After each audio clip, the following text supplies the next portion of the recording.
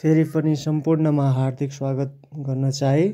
आज चाहिँ हामी नेपालको आन्तरिक शासन विधान 2007 को चर्चा गर्न गइरहेका छौँ।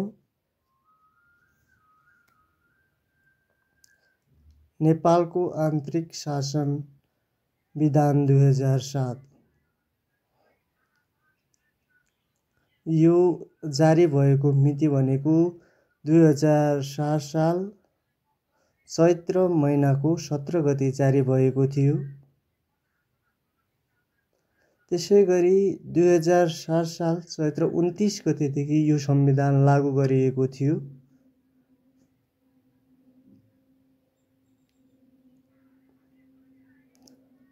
नेपालमा लागू भएको पहिलो लेखित संविधान भनेको 2007 को कार्यान्वयनको हिसाबले पहिलो संविधान हो।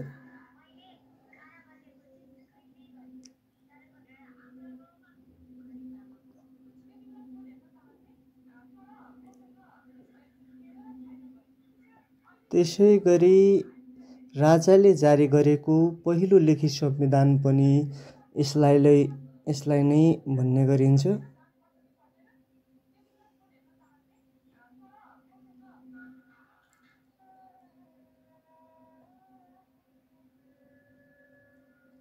यो संविधान राजा त्रिभुवनले जारी गरेका थिए।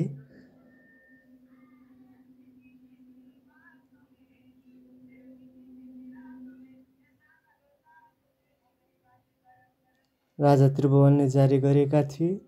त्यसै गरी पहिलो पटक राज्य नीति निर्देशक सिद्धान्तको व्यवस्था पनि 2007 को संविधानमा व्यवस्था गरिएको थियो। –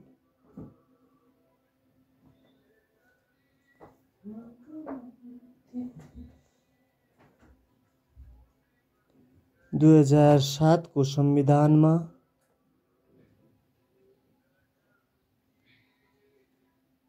नीति निर्देशक सिद्धान्तको व्यवस्था गरिएको थियो, जसमा 7 वटा भाग रहेका थिए भने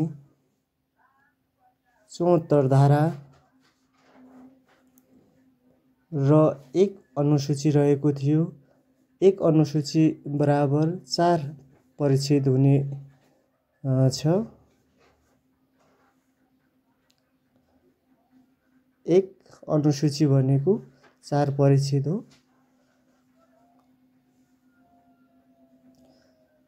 र यसलाई राणा शासनको अन्त्यपछि विक्रम सम्वत 2007 साल फागुन 7 गते राजा त्रिभुवनबाट नेपालको आन्तरिक शासन विधान 2007 घोषणा भयो। यसमा राज्यका नीति निर्देशक सिद्धान्तहरू, मन्त्रीमण्डल, आर्थिक कार्य प्रणाली, प्रधान न्यायालय, लोकसेवा आयोग, निर्वाचन आयोग, संसद सभाको व्यवस्था थियो। 2007 चैत्र 29 गतेदेखि पूर्ण रूपमा लागू भई कार्यान्वयन आएको यो संविधानमा 6 पटक संशोधन गरिएको थियो। धन्यवाद। सम्पूर्णमा